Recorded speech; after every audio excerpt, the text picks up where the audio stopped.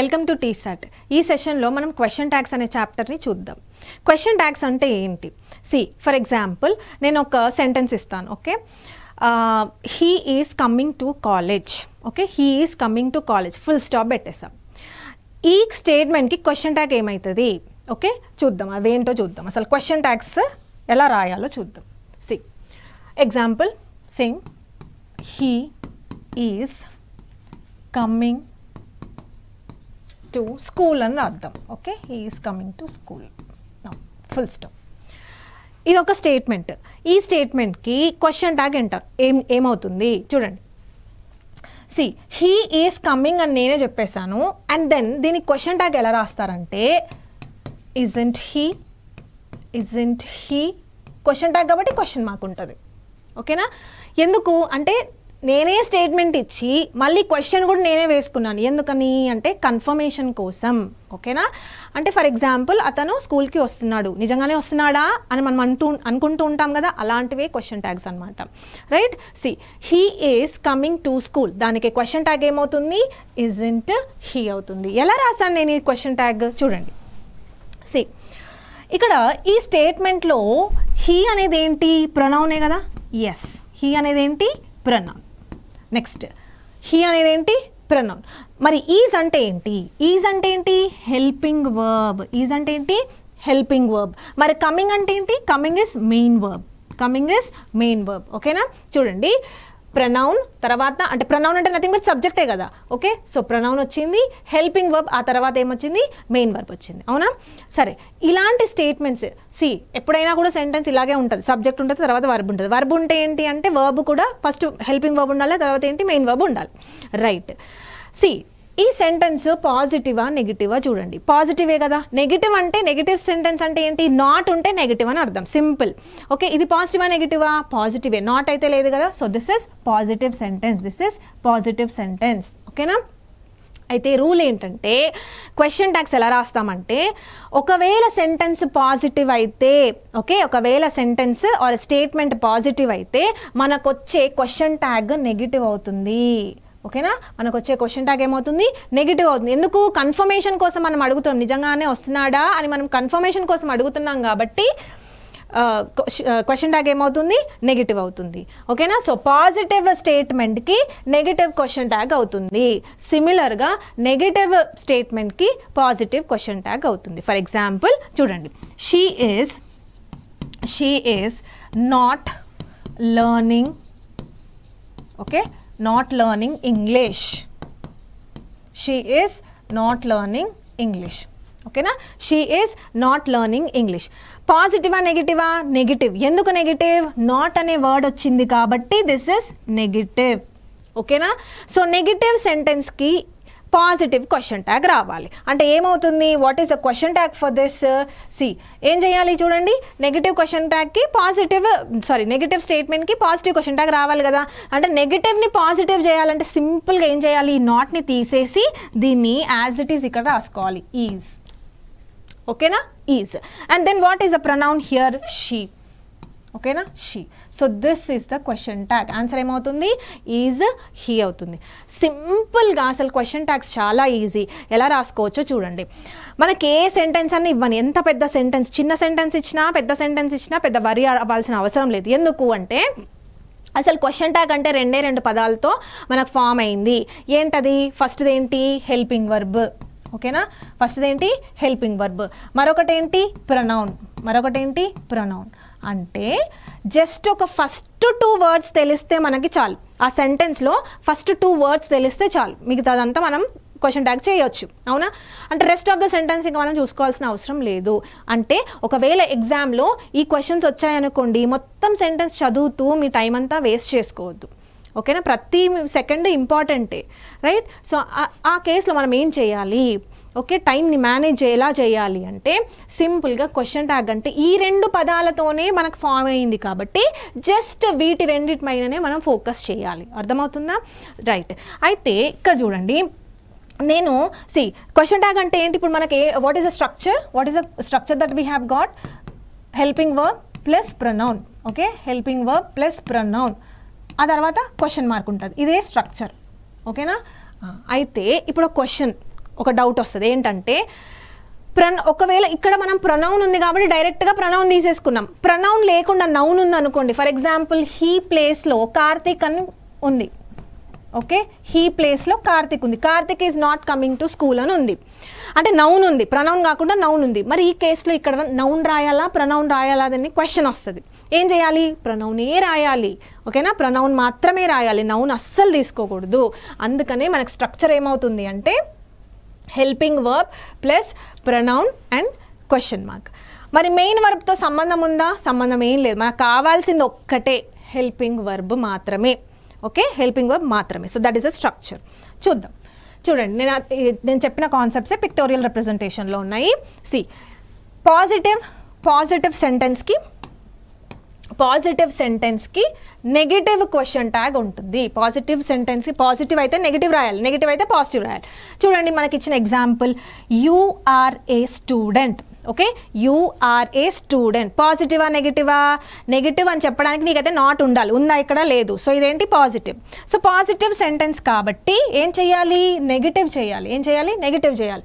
పాజిటివ్ని negative చేయాలంటే సింపుల్గా not add చేసేసుకోండి. సింపుల్గా నాట్ యాడ్ చేయాలి. ఓకేనా? లేదు, ఆల్రెడీ సెంటెన్స్లో వాడు నాట్ అని ఇస్తే నాట్ని తీసేయాలి. Okay, simple.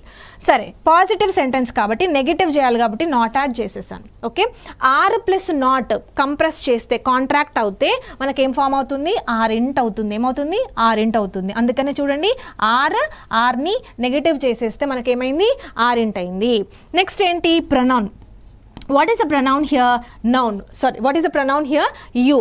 Okay, you is a pronoun. So ఈ ప్రొనౌన్ని యాజ్ ఇట్ ఈస్గా కాపీ చేసుకొని ఇక్కడ రాసుకోవడమే, సింపుల్. ఓకే, ఒకవేళ సపోజ్ మనకి ఇక్కడ ఎవరైనా నేమ్ ఉంటే అప్పుడు ఆ నేమ్కి సంబంధించిన ప్రొనౌన్, రెస్పెక్టివ్ ప్రొనౌన్ని వాడాలి. ఓకే, ఇక్కడ ఆల్రెడీ వాడు ప్రొనౌన్ ఇచ్చేసాడు కాబట్టి సింపుల్గా ప్రొనౌన్ని అక్కడ రాసేసుకోవడమే. ఓకే, సో పాజిటివ్ స్టేట్మెంట్కి నెగిటివ్ క్వశ్చన్ ట్యాగ్ వస్తుంది. నెక్స్ట్ చూడండి, నెగిటివ్ స్టేట్మెంట్.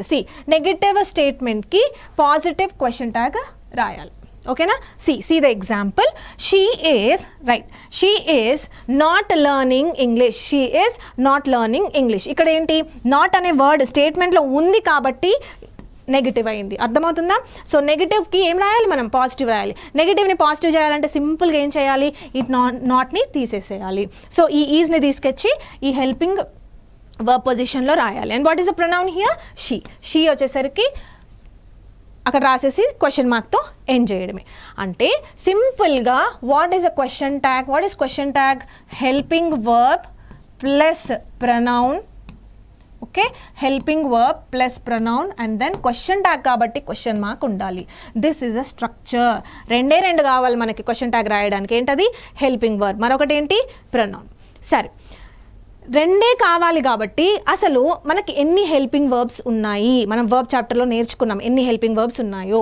ఈ హెల్పింగ్ వర్బ్స్కి నాట్ యాడ్ చేస్తే ఎలా ఫామ్ అవుతాయి? మనకు కావాల్సింది కాంట్రాక్టెడ్ ఫామ్ మాత్రమే. క్వశ్చన్ ట్యాగ్స్ ఎప్పుడు కూడా షార్ట్ ఫామ్సే. ఓకే, మళ్ళీ దాన్ని లెందీగా చేయొద్దు, అది ఇంకొక పెద్ద క్వశ్చన్ లాగా చేయొద్దు. For example, she is not learning English comma అని చెప్పేసి మళ్ళీ క్వశ్చన్ ట్యాగ్ ఇలా చేయొద్దు. ఈ షీ నాట్ లెర్నింగ్ ఇంగ్లీష్ అంత పెద్ద క్వశ్చన్ ట్యాగ్ అవసరమే లేదు, చిన్నది. Okay, short form. Question tag అంటేనే short, only just to ask for the confirmation. Okay, next చూడండి. సరే, హెల్పింగ్ వర్బ్. ఫస్ట్ మనం హెల్పింగ్ వర్బ్స్ చూద్దాం. అసలు హెల్పింగ్ వర్బ్స్ని ఎలా ఫామ్ చేయాలి?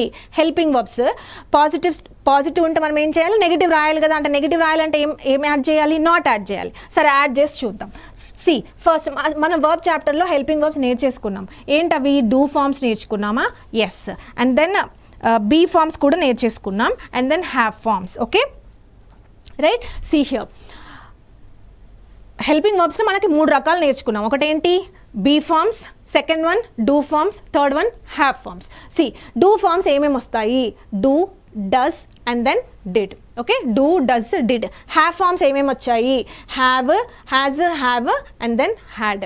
అండ్ దెన్ బీ ఫార్మ్స్ ఏమేమి ఉన్నాయి? Is, are, yam, was, were. Okay, సరే, ఇవన్నీ ఏంటి? Primary helping verbs. ఇవన్నీ ఏంటి? Primary helping verbs. మనం వర్బ్ చాప్టర్లో హెల్పింగ్ వర్బ్స్ అనేవి 2 రకాలుగా క్లాసిఫై అయ్యాయి. ఒకటి primary helping verbs, the other one is models అని మనం నేర్చుకున్నాం. ఓకే, సో ఫస్ట్ మనం ప్రైమరీ హెల్పింగ్ వర్బ్స్ చూద్దాం. దీనికి నేను ఏం చేశాను? నాట్ అనే వర్డ్ని యాడ్ చేసేసాను. ఓకే, నాట్ అన్న వర్డ్ని యాడ్ చేశాను. ఎందుకు? నెగిటివ్ చేయాలి. ఒకవేళ పాజిటివ్ ఉంటే నెగిటివ్ చేయాలి కదా. సో నాట్ అని యాడ్ చేస్తే ఎలా మారిందో చూడండి.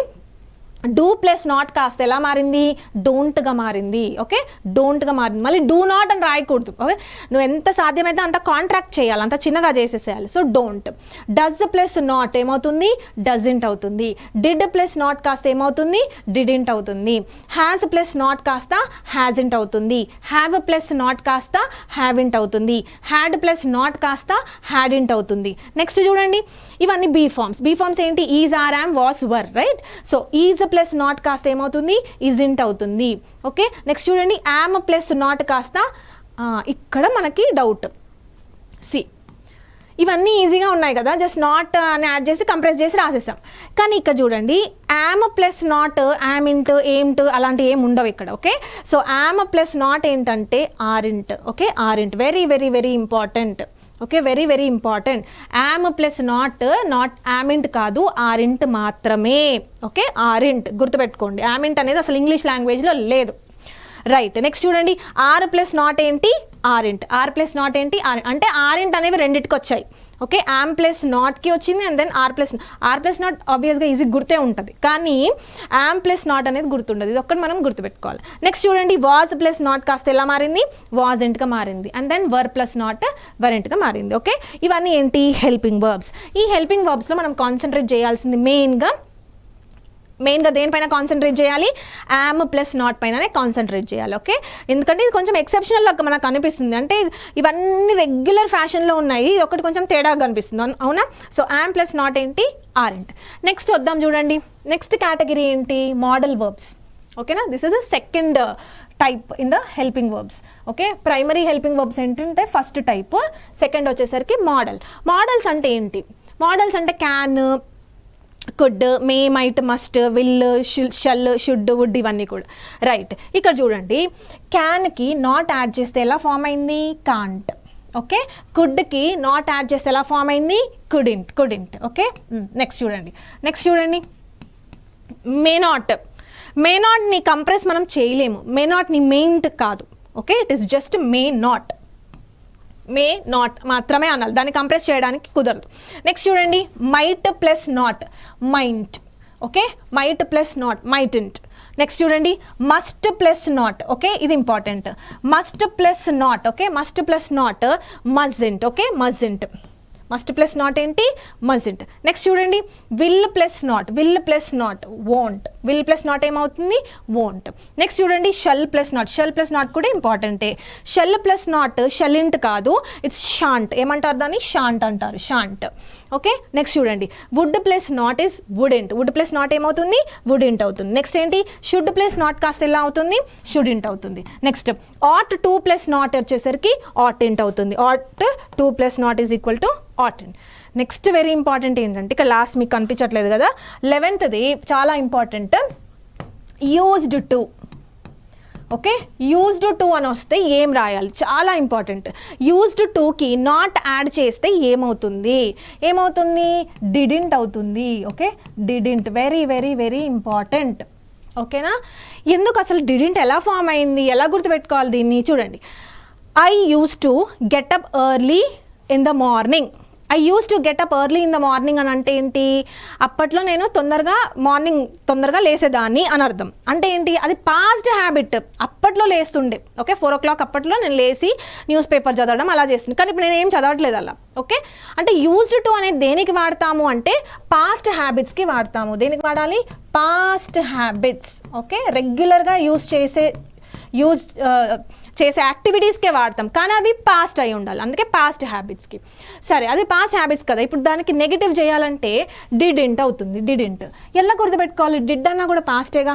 ఎస్, సో అట్లా మీరు లింక్ చేస్తూ గుర్తుపెట్టుకోండి. సో యూజ్డ్ టు అంటే ఏంటి, used to plus not is equal to didn't. Very very important didn't. ఇక్కడ ఈ చార్ట్లో మనకి ఇంపార్టెంట్ ఏంటి అంటే, ఒకటి am plus not. Okay, am plus not ఏంటి, ఆరెంట్. ఇది important. And then may plus నాట్కి మనకి మే ప్లస్ నాట్కి మనకి కాంట్రాక్షన్ ఫామ్ లేదు, మే నాట్ మాత్రమే. And then shall plus not shalln't కాదు, it is shan't. And then last very important ఏంటంటే యూజ్డ్ టు ఇంపార్టెంట్. యాక్చువల్గా ఈ చార్ట్లో మొత్తానికి చూసుకుంటే used to is very very very important, అదే అడగచ్చు. Okay, so used to plus not ఏమవుతుంది అంటే డిడింట్ అవుతుంది. ఇవేంటి, హెల్పింగ్ వర్బ్స్. నెక్స్ట్ చూడండి, సరే క్వశ్చన్ ట్యాగ్స్ ఇప్పుడు మనకి క్వశ్చన్ ట్యాగ్స్ అనేది helping verb pronoun question mark కదా, హెల్పింగ్ వర్బ్ అంతా చూసేసాము. నెక్స్ట్ ప్రొనౌన్స్ చూద్దాం. ప్రొనౌన్స్ ఒకవేళ సపోజ్ సెంటెన్స్లో ఆల్రెడీ వాడు ప్రొనౌన్ ఇచ్చేసాడు. See what is I and we, I and we ఏంటి ఫస్ట్ పర్సన్ అవునా, యూ ఏంటి second person, next he she it they ఏంటి థర్డ్ పర్సన్. ఇవన్నీ ఏంటి ప్రొనౌన్స్. ఆల్రెడీ ప్రొనౌన్స్ ఇస్తే యాజ్ ఇట్ ఈస్ ప్రొనౌన్స్ తీసుకోవచ్చు, అవే తీసుకోవచ్చు, ప్రొనౌన్సే తీసుకోవచ్చు.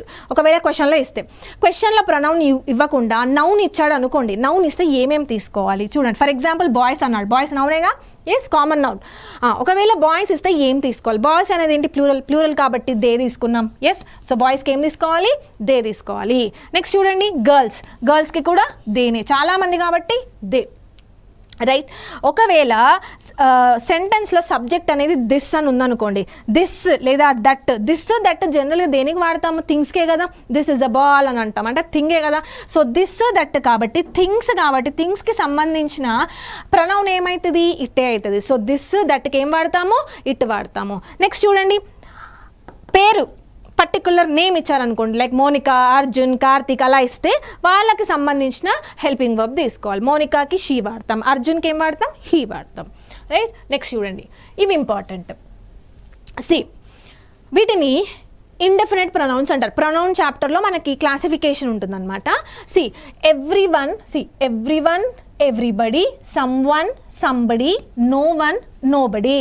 Okay, everyone, everybody, someone, somebody, no one, nobody. Everyone is listening to my class అని చెప్పాను అనుకోండి. ఎవ్రీవన్ అంటే ఎవరు వింటున్నారు, ఎవరైనా మనం పేర్లు చెప్పగలుగుతామా, చెప్పలేము. అంటే ఏంటి, డెఫినెట్గా వీళ్ళే వింటున్నారని నువ్వు చెప్తావా, చెప్పలేవు. అంటే ఇండెఫినెట్, దాన్ని ఇండెఫినెట్ ప్రొనౌన్స్ అంటారు. వీటిని ఏమంటారు, indefinite pronouns. Okay, indefinite pronouns అంటారు. Okay, now listen.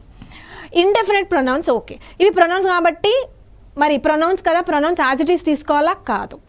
లిజన్, వీటన్ని చూడండి, ఈ everyone, everybody, someone, somebody, no one, nobody అనేవి పర్సన్స్కేగా ఉపయోగించేది, పర్సన్స్కే కదా, పర్సన్స్. ఓకే, పర్సన్స్కి ఉపయోగిస్తాం కాబట్టి వీటికి ఏం తీసుకోవాలి అంటే దే తీసుకోవాలి. ప్లూరల్ ఫామ్ ఇది, ఓకేనా, దే తీసుకోవాలి, రైట్. అవి మనం క్వశ్చన్స్ చేసేటప్పుడు నేను చెప్తాను అసలు దే ఎట్లా వస్తుంది, దే ముందు యూస్ చేసే హెల్పింగ్ వర్బ్ ఏంటి అనేది మనం క్వశ్చన్స్ డీల్ చేసేటప్పుడు చూద్దాం. సో ఇది అర్థమవుతుంది కదా, everyone, everybody, someone, somebody, no one, nobody, ఇవన్నీ ఏంటి, ఇండెఫినెట్ ప్రొనౌన్స్. వీటికి క్వశ్చన్ ట్యాగ్లో ఏం రావాలి అంటే దే రావాలి, రైట్. నెక్స్ట్ చూడండి, అలా కాకుండా సెంటెన్స్లో దీస్, దోస్తో మొదలైంది అనుకోండి. Okay, these are people, okay, లేకపోతే these are apples, those are mangoes అని అన్నాం అనుకోండి. అప్పుడు ఇవన్నీ ఏంటి, ప్లూరలేగా. ప్లూరల్ సంబంధించిన ప్రొనౌన్ ఏంటి, దేనే. సో అందుకే దేనే యూస్ చేయాలి. నెక్స్ట్ చూడండి, నెక్స్ట్ వస్తువులకి యూస్ చేస్తాం. ఓకేనా, వస్తువులకు కానీ లేకపోతే ఏదైనా ఐడియాకి కానీ యూస్ చేస్తాం. చూడండి, something, anything, everything, thing, okay, everything, something, anything, everything. ఈ కేసులో మనం ఏం యూస్ చేయాలి అంటే ఇట్ అని యూస్ చేయాలి. ఓకేనా, ఇట్ యూస్ చేయాలి. నెక్స్ట్ చూడండి, ఒకవేళ సెంటెన్స్ దేర్తో మొదలైంది అనుకోండి. ఓకే, ఒకవేళ సెంటెన్స్ దేర్తో మొదలైతే ప్రొనౌన్ కూడా దేరే, సింపుల్. దేర్తో మొదలైతే దేరే. వన్తో మొదలైంది అనుకోండి, one should respect once country అని అన్నాము. ఓకే, వన్తో మొదలైంది, సో అప్పుడు యూస్ చేసే ప్రొనౌన్ కూడా వన్నే. ఓకే, దేర్తో మొదలైతే దేరే, వన్తో మొదలైతే వన్నే. అవన్నీ ఏంటి అంటే మనం ఎగ్జాంపుల్స్ చూస్తే కానీ అర్థం కాదు.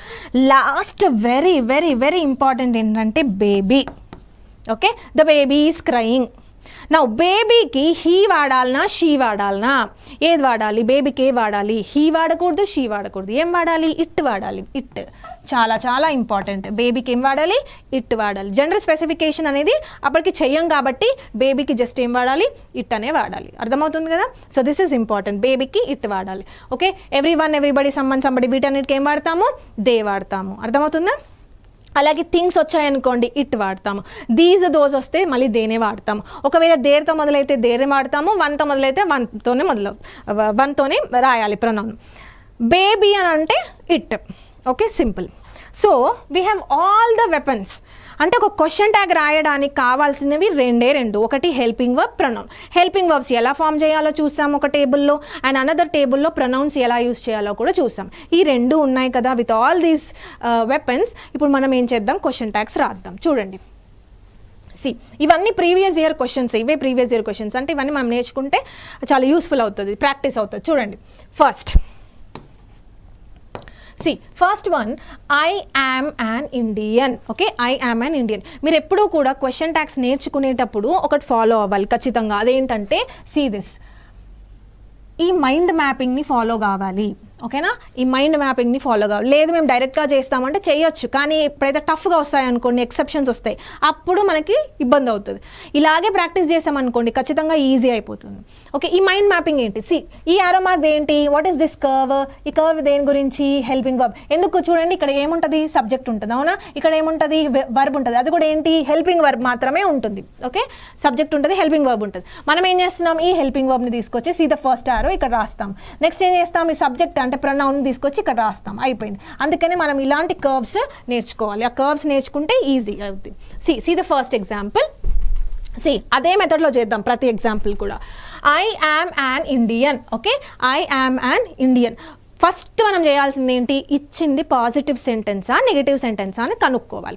ఇచ్చింది పాజిటివా నెగిటివా? నెగిటివ్ అయితే కాదు కదా, నాట్ ఏమైనా ఉందా? లేదు. సో దిస్ ఇస్ పాజిటివ్ కాబట్టి మనకి ఇక్కడ ఏం కావాలి? నెగిటివ్ కావాలి. పాజిటివ్ని నెగిటివ్ చేయాలంటే సింపుల్గా మనం ఏం చేయాలి? నాట్ని యాడ్ చేయాలి, అవునా? నాట్ని యాడ్ చేయాలి. ఇప్పుడు చెప్పండి, యామ్ ప్లస్ నాట్ కాస్త ఏమవుతుంది? యామింట్ కదా? కాదు. అసలు యామింట్ అనే వర్డ్ ఇంగ్లీష్ లాంగ్వేజ్లో ఉందా? లేదు. సో యామ్ ప్లస్ నాట్ కాస్త ఏమవుతుంది? ఆరెంట్. Okay, aren't. నెక్స్ట్ ఏం చేస్తాము? ఇచ్చిన pronoun I as it is copy చేస్తాం. ఓకేనా, aren't I. So this is a question tag. Next example చూడండి, షీ ఈజ్ అ టీచర్. ఇచ్చింది పాజిటివా నెగిటివా? పాజిటివే. నాట్ అయితే లేదు కాబట్టి ఇది పాజిటివే.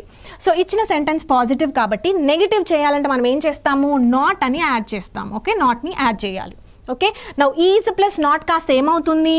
ఇజంట్ అవుతుంది. Okay, isn't. నెక్స్ట్ ఏం చేస్తాము? ఈ ప్రొనౌన్ని తీసుకొచ్చి ఇక్కడ రాస్తాం, she. So isn't she is the answer, right? Next చూడండి, you are not my friend. You are not my friend. ఇచ్చిన స్టేట్మెంట్ పాజిటివా నెగిటివా? నెగిటివ్. ఎందుకు? చూడండి, నాట్ ఆల్రెడీ ఉంది ఇక్కడ. ఓకే, సో ఇచ్చింది ఏంటి? నెగిటివ్ సెంటెన్స్ ఇచ్చాడు. మనం ఏం చేయాలి? దాన్ని పాజిటివ్ చేయాలి. ఎలా చేస్తాము? నెగిటివ్ నుంచి పాజిటివ్ ఎలా చేస్తాము? సింపుల్గా ఈ నాట్ని తీసేద్దాం, కన్సిడర్ చేయకూడదు. సో ఏముంది మరి ఇక్కడ? ఆర్ ఉంది. ఆర్ని అలాగే రాయండి, are. Okay, are. Next pronoun ఏంటి? యూ. సో అందుకే యూ రాసేస్తాం. అర్థమవుతుందా? So are you question.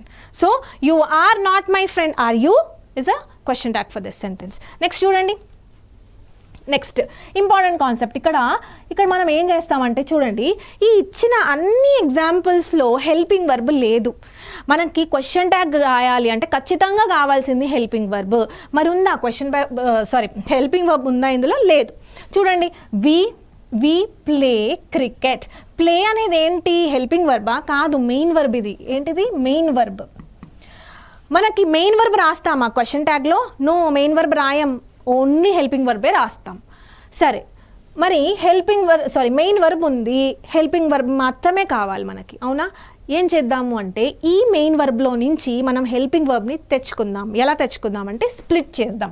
చూడండి, ఫస్ట్ మనం ఈ ఎగ్జాంపుల్ చూద్దాం. He prepares biryani. ఓకేనా, నా ఇదేంటి? Main verb. ఎస్ ఓనా? Main verb. దీన్ని ఏం చేస్తాం? మనం స్ప్లిట్ చేద్దాం. స్ప్లిట్ చేస్తే చూడండి, ప్రిపేర్స్ అనేది సింగులరా ప్లూరలా? సింగులరే. ఎందుకు సింగులర్? ఈఎస్ వచ్చింది చూడండి, ఎస్ వచ్చింది. ఈఎస్ వస్తే సింగులర్ సౌండ్ అని గుర్తుపెట్టమని చెప్పాను, అవునా? వచ్చింది కాబట్టి. సో ప్రిపేర్స్ ఎస్ ఉంది కాబట్టి ఈ ఎస్ని తీసేసి మనం ఇక్కడ డస్ అని రాసుకోవాలి. ఓకేనా, డస్. మరి మిగిలింది ఏంటి? ప్రిపేర్.